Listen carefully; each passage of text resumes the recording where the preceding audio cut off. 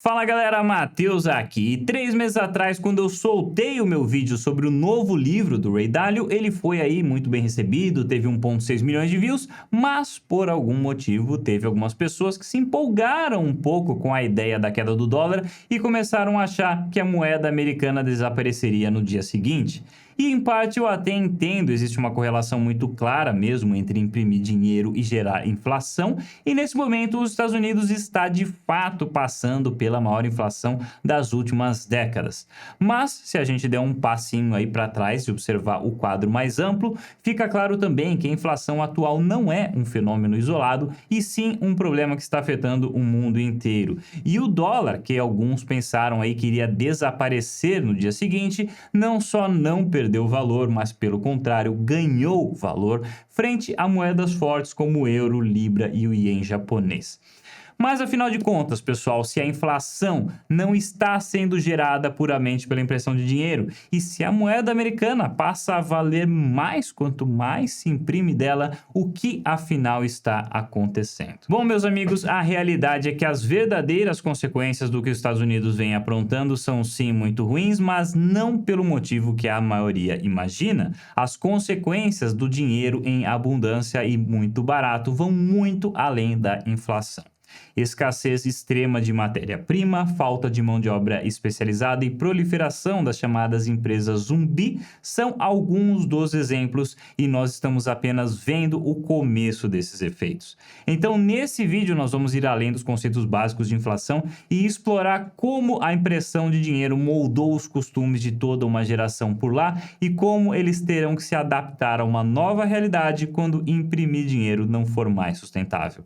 Logo depois da mensagem do nosso patrocinador de hoje. Pessoal, se você está cansado de pagar custos de renovação nos seus domínios da internet, a Unstoppable tem a solução. Domínios via NFTs. Uma vez criados, eles serão seus para sempre. Funciona como um NFT comum que pode ser armazenado na sua carteira e vendido quando você quiser sem qualquer custo de manutenção. Como é uma tecnologia nova, alguns navegadores, por enquanto, precisam de uma extensão para ler os endereços, mas é justamente por ser uma novidade que nomes conhecidos como Silvio Santos ainda estão disponíveis e baratos. Você pode até registrar suas carteiras no NFT e receber pagamentos diretamente, mostrando apenas o domínio em carteiras compatíveis. Veja mais na descrição, tem um vídeo inteirinho mostrando passo a passo para vocês. Beleza, galera? Então, para começar esse vídeo e para tornar mais fácil a compreensão do que vem a seguir, vamos começar falando do que está acontecendo hoje com as empresas de linhas aéreas. Você deve ter notado que as passagens ultimamente estão absurdamente caras. Um voo nacional está custando o que antes era o preço de um voo internacional,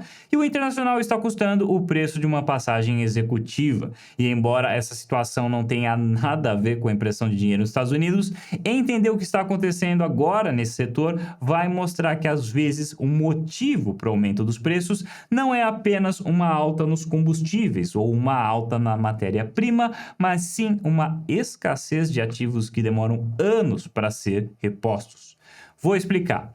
As empresas aéreas nunca foram, assim, o setor mais lucrativo do mundo. Já faz décadas que essas empresas sofrem para fechar as contas, e tem até um ditado que se você for aí um bilionário e quiser se tornar um milionário, basta abrir uma empresa aérea. Pois eis que esse setor já surrado passou recentemente pela recessão mais chocante da sua história, justamente quando veio a pandemia. E para sobreviver, elas tiveram que destruir completamente toda a sua capacidade produtiva, e isso significa aposentar antecipadamente uma legião de pilotos e dispensar um exército de comissários de bordo. Nesta reportagem aqui da Bloomberg, o fundador de uma agência de viagens nos Estados Unidos, que administra aí mais de 150 milhões em compra de passagem por ano, conta que a escassez de piloto por lá é tão dramática que entre 20 a 25% dos voos às vezes acabam sendo cancelados, simplesmente porque não tem ninguém para pilotar a aeronave. E como os programas de treinamento de pilotos levam muito tempo, o jeito é reduzir a capacidade. Então hoje a demanda já voltou para o mercado, mas a capacidade ainda é 10% inferior do que era no período pré-pandemia e vai demorar para normalizar.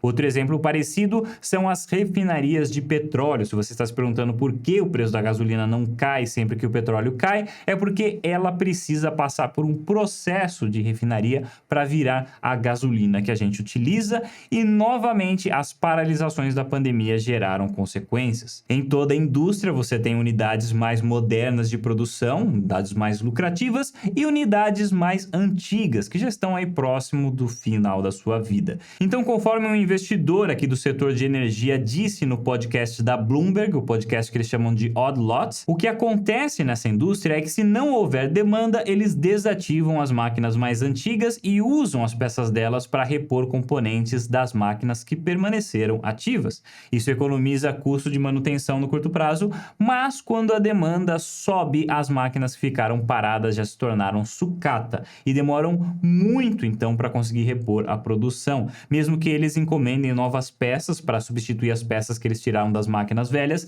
ainda assim existe aí a questão logística e também a capacidade de produção do próprio fabricante das peças, que por sua vez também tinha desativado parte das máquinas dele justamente para sobreviver à recessão.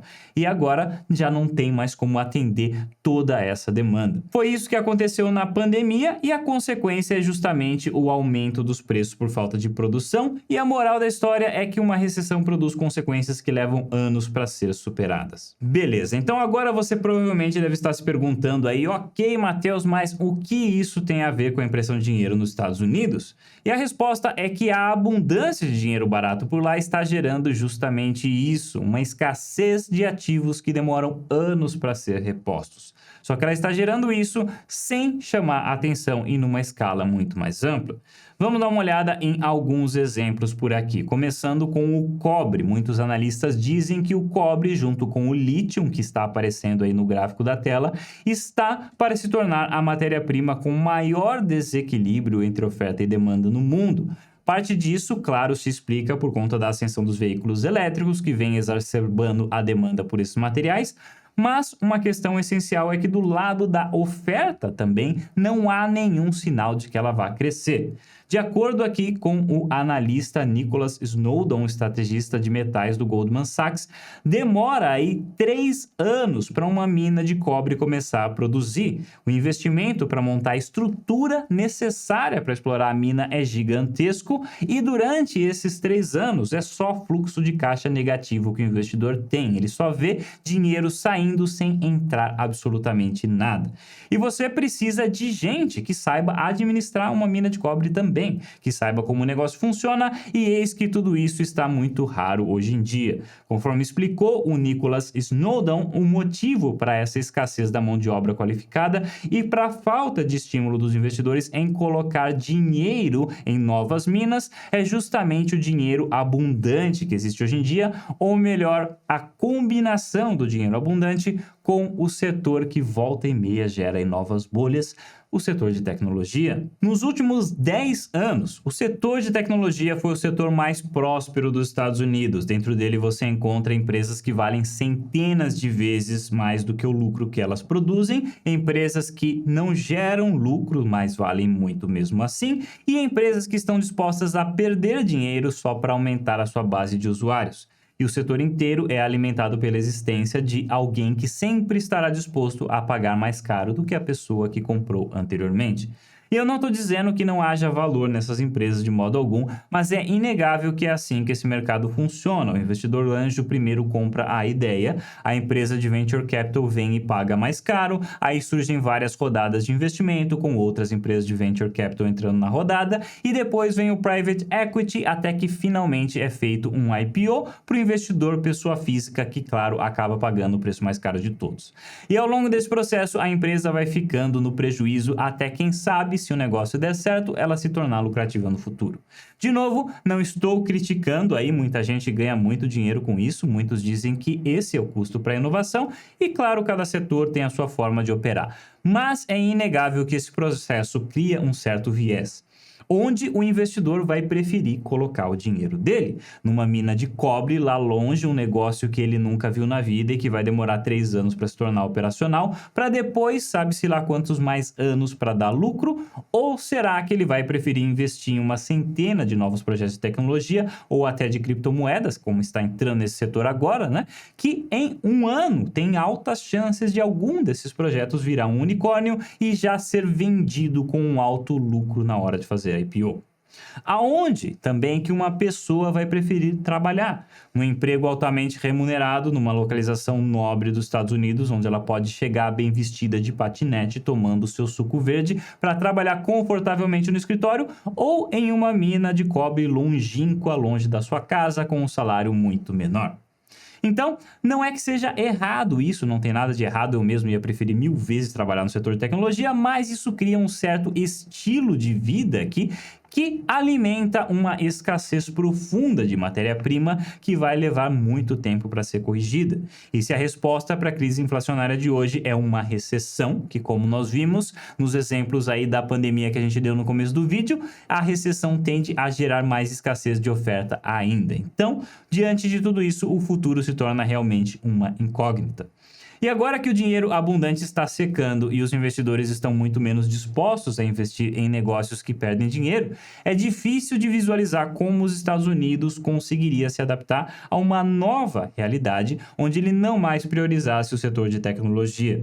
Algumas pessoas, incluindo eu, acreditam que essa mudança é impossível e que enquanto eles puderem, eles vão evitar que isso aconteça, seguindo o ideal da globalização e perpetuando países aí menos desenvolvidos no papel de produtores de commodities. Se vocês lembrarem, pessoal, em 2018 o Fed tentou suavizar o seu balanço e secar a oferta de dinheiro barato na economia pela primeira vez. Ele fez isso por um tempo, mas finalmente cedeu às pressões do mercado frente a protestos logo quando o S&P 500 chegou à beira de entrar num bear market. Agora, claro, o cenário é diferente e todo mundo sabe que o Fed não irá ceder porque a inflação tem o poder de acabar com o dólar como moeda de reserva e eles sabem que perder isso seria a pior coisa que poderia acontecer. Então, eles vão fazer tudo que eles puderem para combater a inflação e, por enquanto, eles vão continuar secando a economia até que a inflação abaixe. Mas, assim que possível, eu não me surpreenderia nem um pouco se eles voltarem com a política de juros baixos e capital farto para recuperar a economia após a recessão que ela está entrando agora.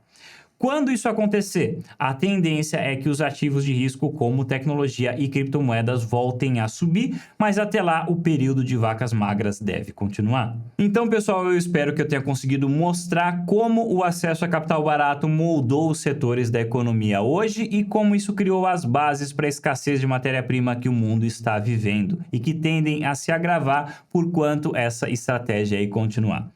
Esse foi um vídeo mais sobre economia geral mesmo e com menos aplicação prática nos mercados, mas fica aí para a gente variar um pouco o conteúdo do canal.